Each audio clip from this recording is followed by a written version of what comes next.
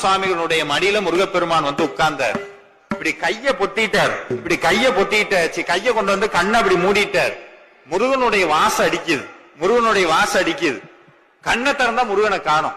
தவிக்கிறார் பாம்பன் சுவாமிகள். ஐயோ, அந்த பிஞ்சு கைய பிடிக்காம விட்டுட்டனேன்னு அழுகிறார். அழுது அழுது ஒரு பாட்டு பாடினார், வேர் குளவி வேட்கை. என்னதுங்க?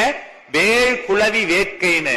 இன்னைக்கும் அந்த வேர்க்குளவி வேட்கை யாரெல்லாம் பாராயணம் பண்றாங்களோ அவங்க குழந்தை பாக்கி விரைவில் கிடைக்கும்.